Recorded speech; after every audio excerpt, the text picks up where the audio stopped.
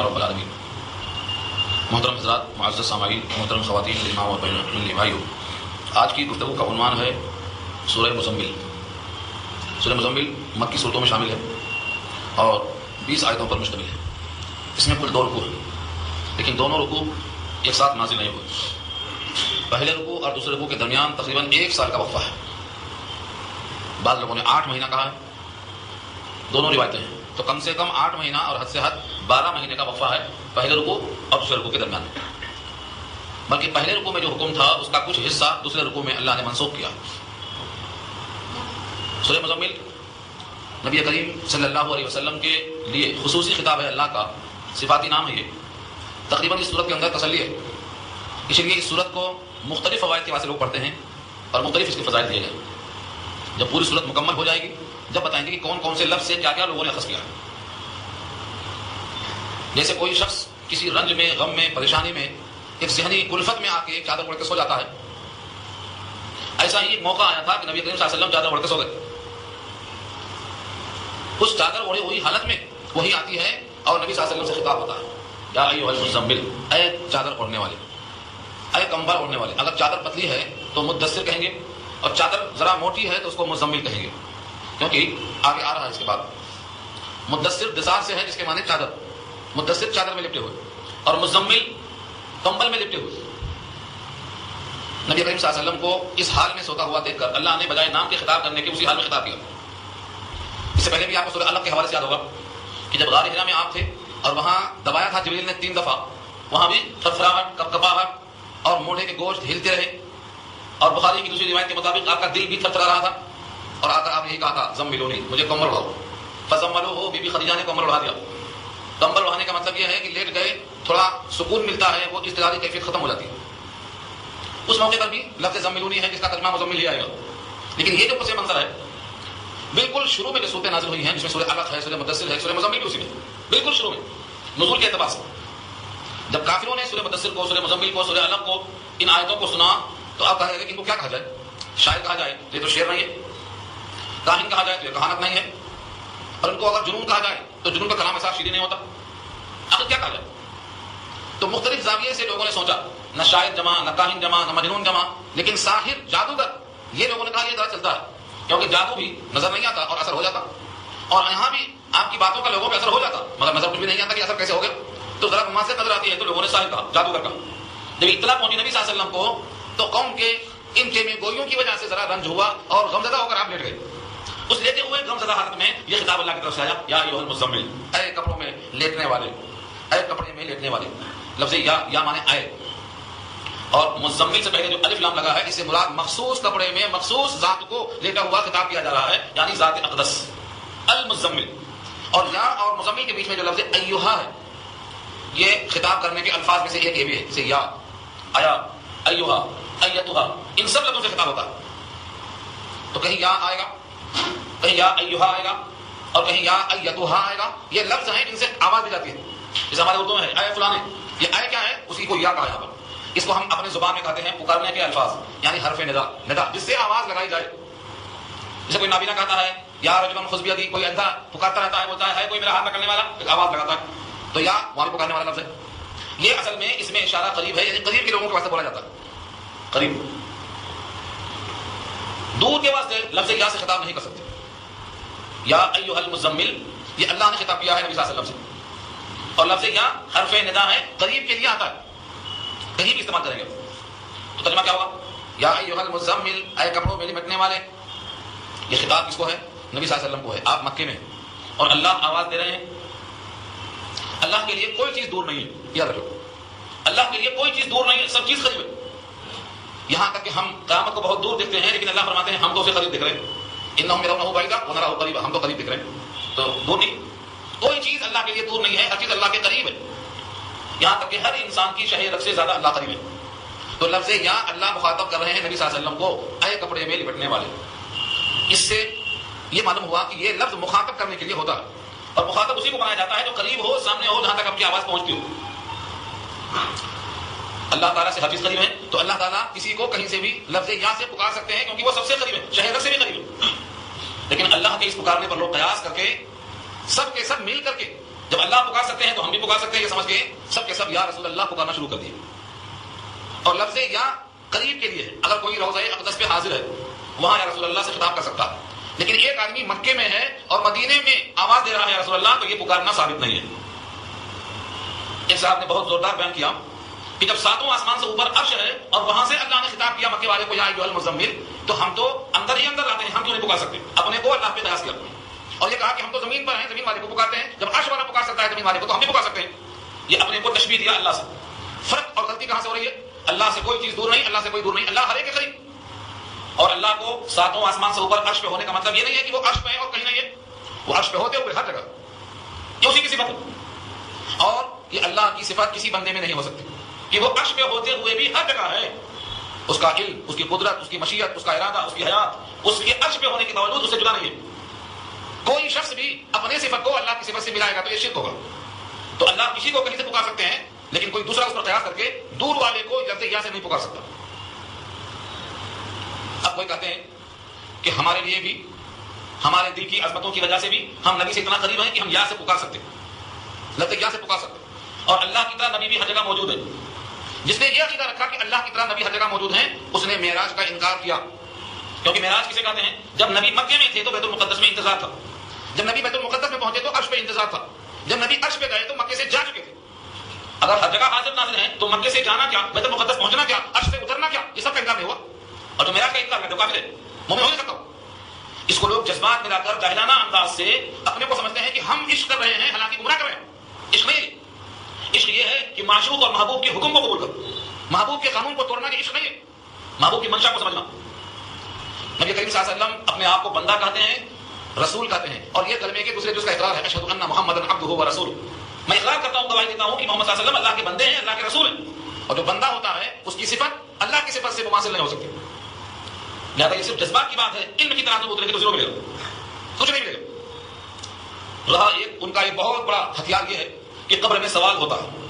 یہ حدیث بتا دیتا ہوں آپ کو، یہ حدیث آ چکی ہے میری مٹی کے گھر میں، تفصیل سے آ چکی ہے. جب مومن بندہ قبر میں جاتا ہے تو اس سے بھی 3 سوال ہوتے ہیں، اور کوئی منافق اور کافر جاتا ہے تو اس سے بھی 3 سوال ہوتے ہیں. من رب کا، تیرا رب کون ہے؟ ما دین کا، تیرا دین کیا ہے؟ یہ 2 کامن. تیسرا سوال کیا ہے؟ ما تقول لهذا الرجل الذي بعث فيكم، تم کیا کہتے ہو اس نبی کے بارے میں جو تم نے بھیجے گئے تھے. وہاں لفظ ہے ھذا، اور ھذا اس میں اشارہ قریب کے لیے. ما تقول لهذا الرجل، اس آدمی کے بارے میں کیا کہتے ہو؟ الذي بعث فيكم، جو تم نے بھیجا گیا. تو لفظ ھذا اس میں اشارہ قریب کے لیے ہے. تو کیا مومن کو قبر میں قربت کی جاتی ہے یا دکھایا جاتا ہے؟ دونوں شکلیں ہو سکتی ہیں. ایک شکل یہ بھی ہے کہ اللہ رب العزت ہر مومن اور کافر کی قبر میں اس سوال کو پیش کرنے سے پہلے نبی صلی اللہ علیہ وسلم کی شکل دکھاتے ہو. اب بتاؤ آپ کے بارے میں کیا عقیدہ تمہارا تھا؟ تو مومن کہتا ہے ھذا رسولنا محمد، یہ ہمارے رسول ہیں محمد صلی اللہ علیہ وسلم. اور منافق اور کافر کہتا ہے لا ادری، مجھے نہیں معلوم. جو لوگوں نے کہا میں نے بھی وہی کہا مجھے نہیں معلوم. تو ایک تو یہ ہے کہ قبر میں شکل دکھائی جاتی ہے، اور ایک دوسرا قول یہ لکھا ہے ابن حجر میں کہ جیسے بیت المقدس مکے میں جب کافروں نے پوچھا نبی صلی اللہ علیہ وسلم سے کہ آپ ایک شب میں گھوم پھر کے آئے ہیں تو بتاؤ دروازے کتنے بیت المقدس کے؟ تو اللہ تعالیٰ نے نبی صلی اللہ علیہ وسلم کے لیے بیت المقدس کو دیا. مکے میں آپ ہیں لیکن سامنے لگایا بیت المقدس، اور آپ دیکھ کے بتا رہے ہیں دروازے اتنے، کھڑکیاں اتنی، تو بتا دیں اللہ اس پر قادر ہیں کہ جس طرح بیت المقدس نبی کے سامنے پیش کیا گیا ایسے ہر امتی کے سامنے نبی صلی اللہ علیہ وسلم کی شکل کو پیش کیا جائے اور راستے کے تمام مفاسد کو دور کر دیا جائے. یہ امتحان کے لیے، سوال کے لیے ہے. یہ صرف برزخ والوں کے لیے ہے، قبر میں جو ہیں حالت برزخ میں ہیں ان کے لیے ہے. اس پر قیاس کرنا دنیا والوں کے لیے کہ یہاں بھی قریب کر دیا جاتا ہے، یہ قیاس مال فارق ہے، غلط قیاس ہے. برزخ میں ہوتا ہے، برزخ میں آپ فرشتے کو دیکھیں گے، یہاں نہیں دیکھ سکتے. برزخ میں آپ جنت اور جہنم کی طرف عین الیقین ہو جائے گا آپ کا، یہاں عین الیقین نہیں ہو سکتا، یہاں صرف خبر ماننا پڑے گا آپ کو. تو برزخ کے حالات کو دنیا کے حالات لا کے فٹ کرنا صحیح نہیں. صحیح تو یہ ہے کہ آپ کوئی قرآن کی آیت پیش کریں یا کوئی ایک حدیث پیش کریں کہ جس طرح اللہ ہر جگہ حاضر اور ناظر ہے ایسے ہی نبی ہر جگہ حاضر اور ناظر ہیں، اور ان کو بھی سوال میں لفظ یا سے خطاب کیا جا سکتا ہے. اور تیسری بات بہت اہم یاد رکھیں، فرمایا نبی صلی اللہ علیہ وسلم نے جب تم میں سے کوئی شخص درود پڑھتا ہے میرے قریب، سلام پڑھتا ہے میرے قریب، السلام علیکم کہتا ہے میرے قریب، تو میں خود سنتا ہوں. اور جب کوئی دور سے پڑھتا ہے تو فرشتے مقرر ہیں وہ مجھ تک پہنچاتے ہیں. یہ روایت بخاری میں سورہ احزاب کی تفسیر میں لکھا ہے. اگر کوئی دور سے پڑھتا ہے تو فرشتے مجھے پہنچاتے ہیں، اور فرشتے پورے دنیا میں پھرتے رہتے ہیں کہ کہاں ہے مجھ پر درود پیش کرنے والا، سلام پیش کرنے والا. وہ سنتے ہیں نبی تک پہنچاتے ہیں. اس روایت سے معلوم ہوتا ہے کہ پہنچانے والے فرشتے اسی کام پر جب مقرر ہیں تو آپ صرف قریب کی آواز سنتے ہیں، دور کی آواز پیش کی جاتی ہے اور وہ فرشتے مقرر کرتے ہیں پیش کرتے ہوئے. لہذا لفظ یا سے کوئی گنجائش نکالنا وہ تفسیر کرنا ہے جو نبی نے تفسیر نہیں کیا، وہ تفسیر جو صحابہ نے نہیں کیا، وہ تفسیر جو ائمہ اربعہ نے نہیں کیا. یہ تفسیر کرنا اپنی طرف سے گرائے ہے، منمانی ہے. اس کے پیچھے کوئی روایت نہیں مل سکتی آپ کو، مگر ان سے کوئی سروکاری نہیں. امت کا بہت بڑا طبقہ یہ ہے جو جہاد میں اوقات گزار دیتا ہے، زندگی پوری گزر جاتی ہے اور وہ قرآن سے قریب نہیں ہو رہا.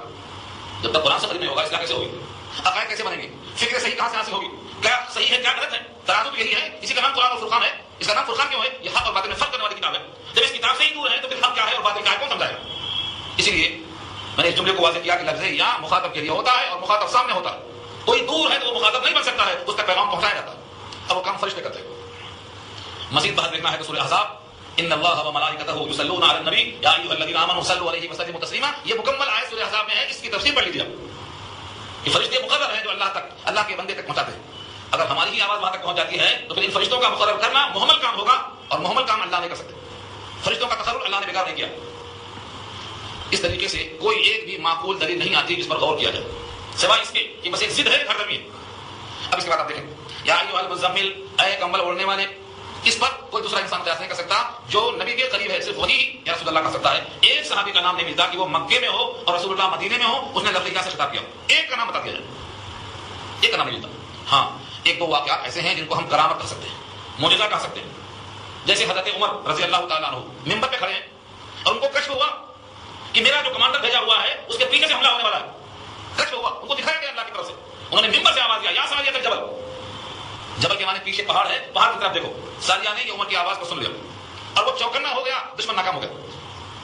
یہ حضرت عمر کی آواز کا وہاں پہنچنا اور حضرت عمر کا اس کو پہچاننا اور زور سے آواز لگانا, اس کو معجزہ کہتے ہیں. اگر نبی کے ہاتھ پہ ہوتا اور ولی کے ہاتھ پہ ہوتا ہے تو کرامت کہتے ہیں, اور کافر کے ہاتھ پہ ہوتا ہے تو استدراج کہتے ہیں. یہ بندے کا عمل نہیں ہوتا, یہ اللہ کا عمل ہوتا ہے. تینوں عمل اللہ کا ہوتا ہے, کرامت بھی, معجزہ بھی, استدراج بھی.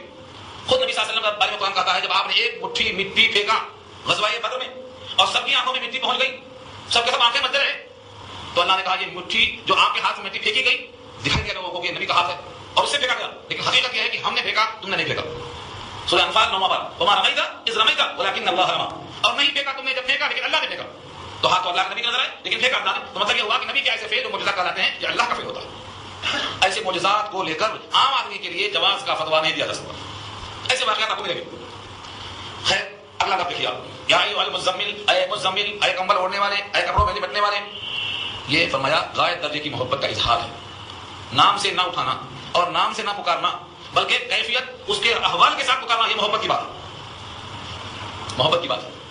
نبی صلی اللہ علیہ وسلم جب بھی کسی کو پکارتے تھے صفات کے ساتھ محبت ہوتی تھی. بی بی عائشہ نام لے کے عائشہ پکارنے کے بجائے جب آپ کہتے ہیں ہمیرا, اے سرخ گڑیا, تو یہ صفت سے اشارہ ہوتا تھا کہ ان کا سرخ ہونا جو نبی کو پسند ہے اس سے آپ مخاطب فرما رہے ہیں. تو کبھی بھی احوال سے بیان کرنا یہ محبت کی دلیل ہے. اور ادب مانے ادب, چنانچہ صرف 4 جگہ آپ کے لفظ نام محمد اور احمد کو اللہ نے استعمال کیا, صرف ان جگہوں میں جہاں نام کو ظاہر کرنے کی حالت پیش آئی. صرف 4 جگہوں میں. سورہ احزاب میں کیوں نام لیا گیا؟ کیونکہ وہاں نام ظاہر کرنے کی ضرورت تھی, اس کے بغیر بات کچھ نہ ہوتی. ورنہ اللہ نے ہر جگہ صفاتی نام سے استعمال کی. یاسین صفاتی نام ہے, مدثر صفاتی نام ہے, مزمل صفاتی نام ہے, طٰہٰ صفاتی نام ہے. ایک شاعر کہتا ہے یاسین و طٰہٰ و مزمل و ضحیٰ میں ہم وصف محمد کی ثنا دیکھ رہے ہیں. تو یہ اوصاف محمد کو اللہ نے بیان کیا. ایسے بھی اللہ نے یہاں پر احوال کو بیان کیا. یا ایھا المزمل سے کیا معلوم ہوتا ہے کہ آپ کپڑا اوڑھ کر لیٹے ہوئے ہیں, یہ آپ کی حالت بھی معلوم ہو گئی مخاطب سے. قم, یا ایھا المزمل قم, قم لفظ امر ہے اور یہ امر جو بنا ہے اس کا مادہ ہے قام یقوم. قام یقوم کے معنی کھڑا ہونا, اور قم لفظ امر ہے, آرڈر. قم کھڑے ہو جائیے, مطلب یہ ہے کہ لیٹنا موقوف, کپڑا ہٹا کر اب کھڑے ہونا. قم, اور وہ بھی کب تک کھڑے ہونا ہے, کب کھڑے ہونا ہے, کتنی دیر کھڑے ہونا. فرمایا اللیل, اللیل کے معنی رات, اور رات میں اگر الف لام نہ ہوتا تو رات کا کچھ حصہ ہوتا, گھنٹہ 2 گھنٹہ. جسے سورہ بنی اسرائیل میں آیا لیلن, معراج کے موقع پر لیلن, تھوڑی سی رات کے حصے میں پورا سفر معراج ہو گیا. تو تھوڑا بتانے کے لیے لیلن پر 2 زبر آیا, تنوین. سبحان الذی اسری بعبدہ لیلن, وہاں لیل کا لفظ تنوین کے ساتھ ہے, اللیل نہیں. لیکن یہاں ہے قوم کے بعد اللیل, ساری رات کھڑے ہو جاؤ. اللیل میں جو الف لام ہے استغراق کا ہے, رات کا پورا حصہ قیام میں گزرنا ہے. قم اللیل, رات نماز میں کھڑے رہا کرو تو رات بھر کھڑے رہنا ہے.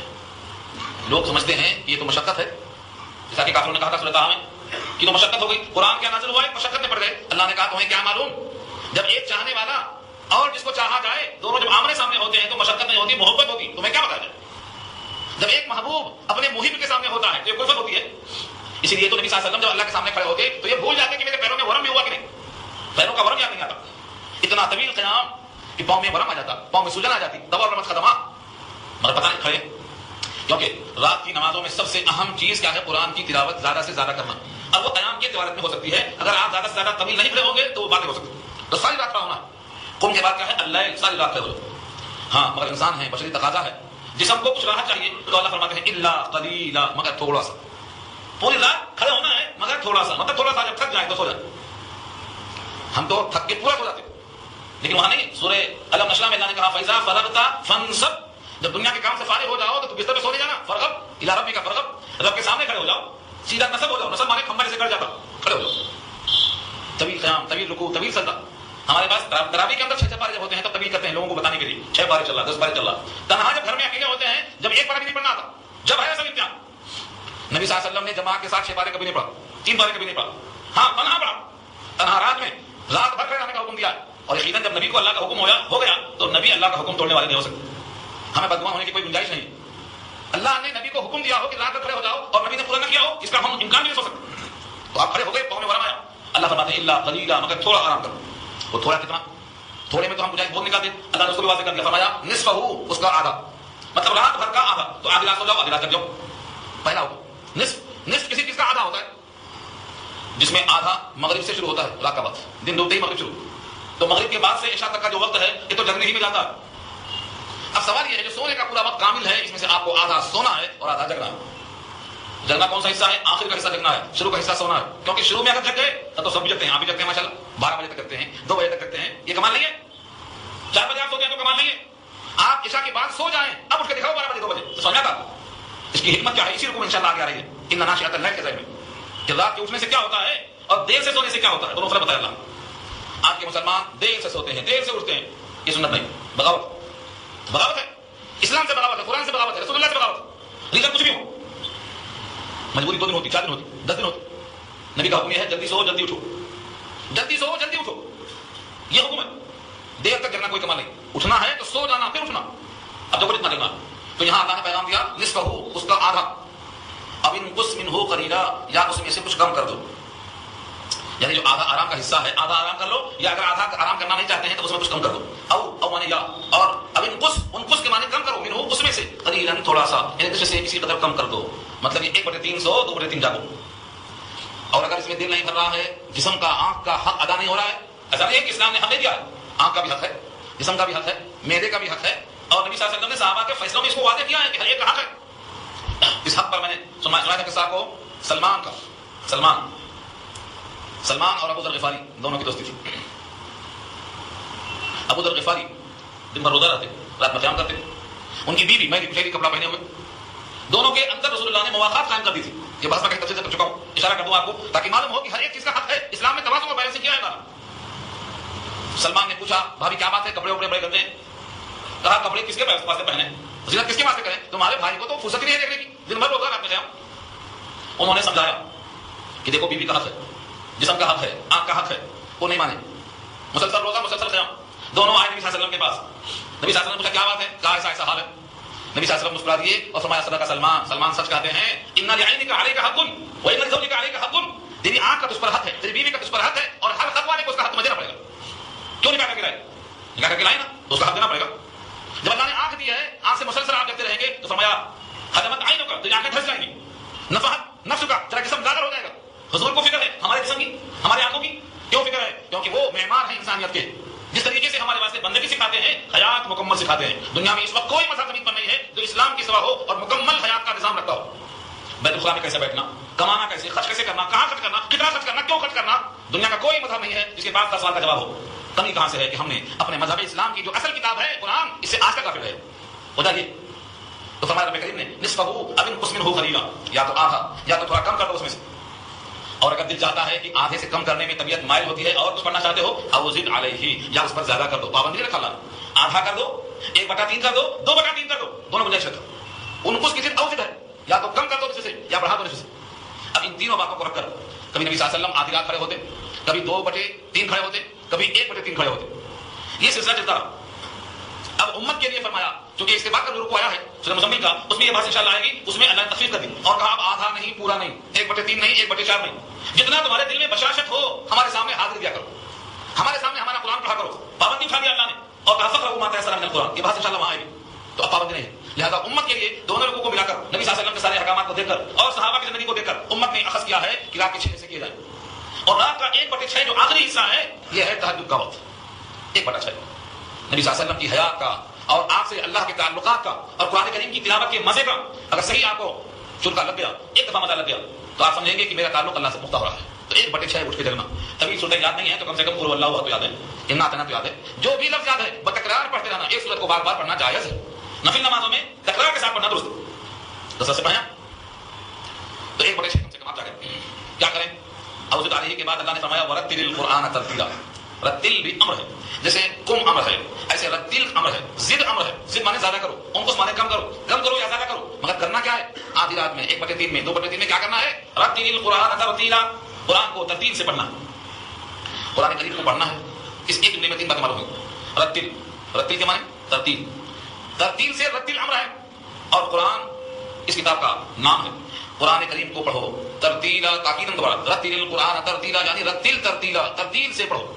جس طرح چاہے پڑھ لو نہیں, شرط رکھا اللہ نے ترتیل سے پڑھو. ترتیل کیا چیز ہے؟ قرآن کو صاف صاف پڑھو کہ ایک ایک حرف الگ الگ ہو جائے, یہ ترتیل ہے. 3 قرأتیں مشہور ہیں, مطلب عوام کے لیے. وہ تو کوئی سبا کا قاری ہے تو 7 قرأت جانتا ہے, اشرا کا قاری ہے تو 10 قرأت جانتا ہے, وہ تو خود جانتا ہے, ہم اس کو نہیں کرنا. عوام کے لیے پڑھنے کی 3 شکلیں بتائی گئی ہیں, ان تینوں کے نام سن لو اور کوشش کرنا چاہے تو کر لو. نمبر 1, جو سب سے زیادہ اللہ کو پسند ہے وہ ترتیل ہے. ترتیل یہ تہجد کی نماز میں ہے. جتنا اطمینان سے پڑھو, از دل خیزت بر دل ریزت, دل سے بات نکلے گی, دل پہ اترے گی, رقت پیدا ہوگی, آنکھیں ابال کھائے گی اور آپ کا دل کھل جائے گا. اور جتنا طویل سجدہ ہوگا چہرے پہ دکھا آئے گا. حکمت تو اللہ کو معلوم ہے, حکم یہ ہے جتنا طویل سجدہ ہوگا چہرے پہ دکھا آئے گا اور گناہ دھلتے چلے جائیں گے. تو ترتیل کے معنی ٹھہر ٹھہر کے پڑھنا. دوسرا لفظ ہے تدویر. تے دال واو یہ رے, تدویر. تدویر کہتے ہیں تھوڑا اس کے مقابلے میں تیز پڑھنا, تھوڑا سا اس کے مقابلے میں تیز پڑھنا, اس کو تدویر کہتے ہیں. تدویر. تو ترتیل تہجد میں اور ترتیل فرض نمازوں میں, یہ 2 ہو گئے. اور تیسری چیز ہے حدر. حدر کے معنی تیز تیز پڑھنا لیکن حقوق ادا کرنا. کیا حقوق ہیں؟ لفظ صحیح نکلنا. مثلا جو حروف ہے اس لفظ میں وہ حرف کا جو مخرج ہے, مخرج مانے حرف کے نکلنے کی جگہ, شین کہاں سے نکلتی, زے کہاں سے نکلتا, عین کہاں سے نکلتی, قاف کہاں سے نکلتا, اپنے مخرج سے حروف کا صحیح نکلنا. پہلی شرط ہے مخرج سے حروف کا صحیح نکلنا.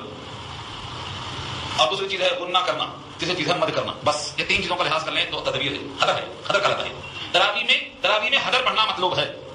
تراویح میں حدر پڑھنا, تہجد میں ترتیل پڑھنا ہے, فرض نمازوں میں تدبیر پڑھنا.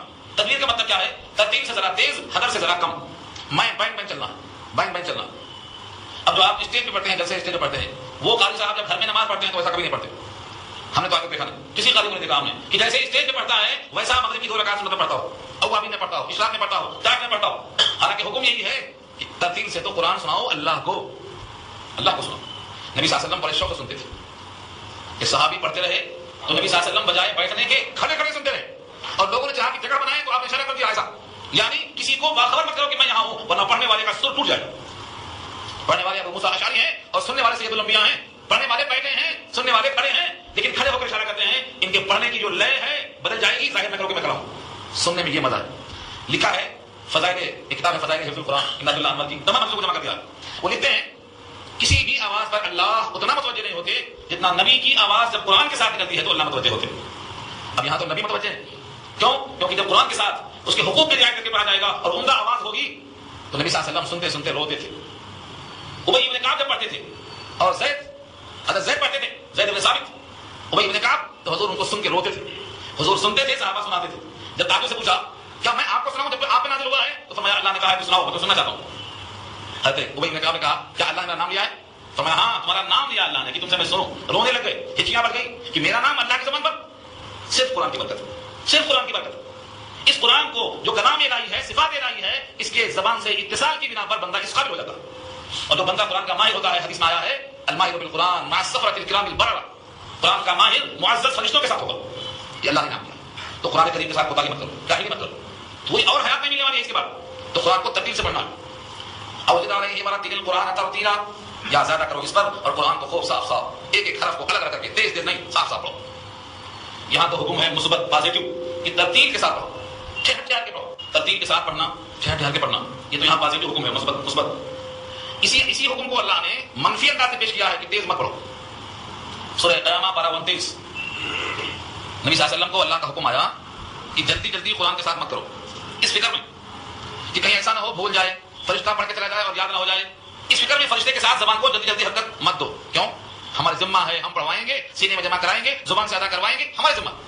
سورہ قیامہ پارہ 29, لا تحرک به لسانک لتعجل به, ان علینا جمعہ و قرآن فاذا قرانا فاتبع قرآن ثم ان علینا بیانا.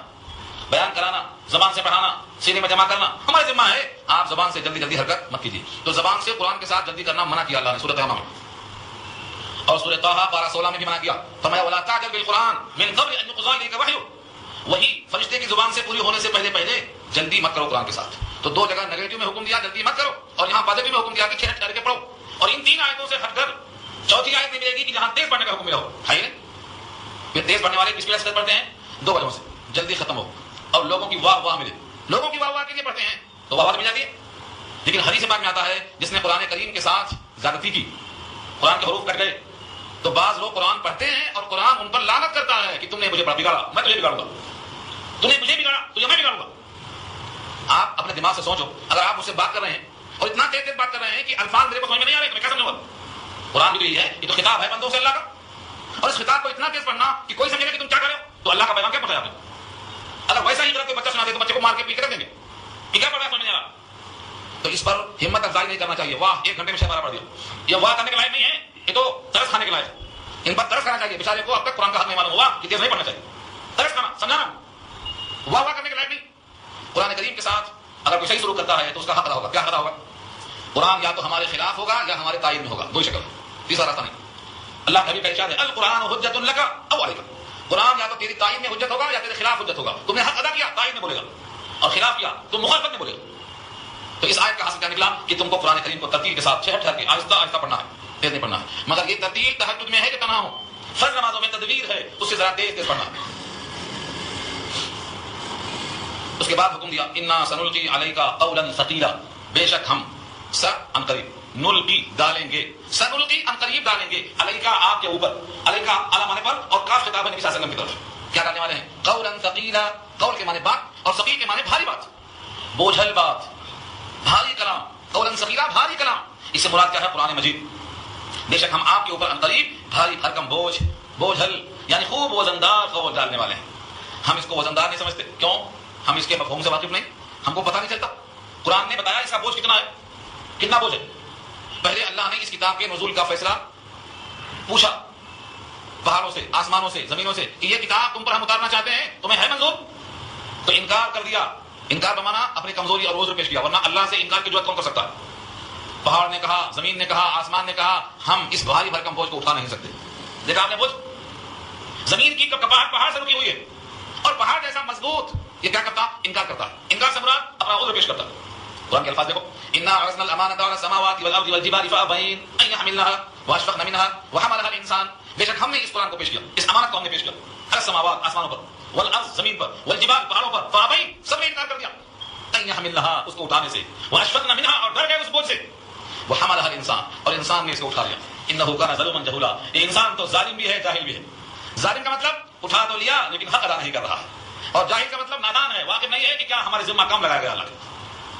صوفیاء نے ظلوما جہولا پر بہت طویل بحث کی ہے، مگر یہ آیت ریفرنس کے طور پر یہاں پر لائیں. خلاصہ وہی ہوگا سورہ احزاب میں اس کا. بتانا صرف یہ ہے کہ یہ بھاری بھرکم کلام دنیا کی کوئی شے اٹھانے پر قادر نہیں تھی. پھر یہ کتاب کہاں اتاری جائے؟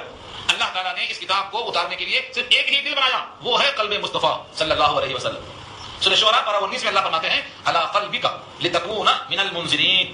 ہم نے یہ کتاب آپ کے دل پہ اتاری ہے تاکہ آپ ہو جائیں ڈرانے والے، ڈر سنانے والے. دل پہ اتاری. اور جب دل پہ اترتی تھی کتاب تو بی بی عائشہ فرماتی ہیں کہ نبی صلی اللہ علیہ وسلم کا چہرہ سرخ ہو جاتا، لبیں پھول جاتی، سانس پھولنے لگتی. ہم میں سے کسی کو اس وقت آپ نہیں پہچانتے. اور کڑاکے کی جاڑی میں، سردی میں ہم نے نبی صلی اللہ علیہ وسلم کی پیشانی سے پسینے کو ٹپکتے ہوئے دیکھا ہے، وہی کی شدت سے. اور کبھی کبھی آپ اونٹنی پر ہوتے تو اونٹنی بیٹھ جاتی، اور بیٹھی ہوئی اونٹنی زبان نکال دیتی. اور ایک بار زید بن ثابت کی ران پہ سر رکھ کے سو رہے تھے، وہ فرماتے ہیں اچانک وہی آ گئی، لگتا تھا کہ زید بن ثابت کی ران ٹوٹ جائے گی. یہ ہے وہی کا بوجھ، یہ ہے قول ثقیل. یہ قول ثقیل اونٹنی کو معلوم ہوا، زید بن ثابت کی ران کو معلوم ہوا، اونٹنی کو معلوم ہوا، زبان نکال دیا اس نے، پہاڑ کو، آسمان کو معلوم ہوا، لیکن یہ بوجھ انسانوں کو نہیں معلوم ہو رہا. اس واسطے کہا ظلم جہولا، نادان ہے. تو پھول کی پتی سے کر سکتا ہے ہیرے کا جگر، مرد نانا پر کلام نرم و نازک بے اثر. ایسا کلام دل پہ اثر نہیں ہوتا ہے کیونکہ تم اس سے واقف نہیں ہو. بین بجاتے ہوئے دیکھا کبھی سانپ ناچتا ہے، بھینس نہیں ناچتی. کیوں؟ بین تو ایک ہی ہے، آواز تو ایک ہی نکلتی ہے، لیکن اس کی بین پر سانپ ڈانس کرتا ہے، وجد میں آ جاتا ہے، لیکن یہ بھینس نہیں ناچتی. تو قرآن کریم کی آواز پر فرشتے، صحابہ، انبیاء جھومتے تھے، لیکن آج صرف قوالی پر لوگ جھومتے ہیں، قرآن پر جھومنا نہیں آتا، اور پھر سمجھتے ہیں کہ ہم بڑے پکے مسلمان ہیں. سچ یہ ہے قرآن کے لفظوں کی عظمت کا ان کو پتہ ہی نہیں ہے. یہ ہے یہاں انا سنلقی علیک قولا ثقیلا، بے شک ہم ان قریب ڈالیں گے آپ پر ایک بھاری قول. قولا ثقیلا، ثقیل مانے بھاری. ثقیل اگر زبان پر ثقل ہے تو کہتے ہیں ثقل لسان، زبان چلتی نہیں. ثقل معدہ، ثقیل غذا، جو چیز بھاری ہو جائے تو ثقیل کہا جاتا ہے. یہ قول ہے. اب اس قول کو جو بہت بھاری کلام ہے اس کو کیسے استعمال کیا جائے؟ رات میں اٹھنے کا حکم اب آ رہا ہے، آیت نمبر 6 میں آ رہا ہے. ان ناشئۃ اللیل ہی اشد وطئا واقوم قیلا. یہ آیت نمبر 6 پر تہجد میں اٹھنے کا بیان انشاءاللہ آ رہا ہے.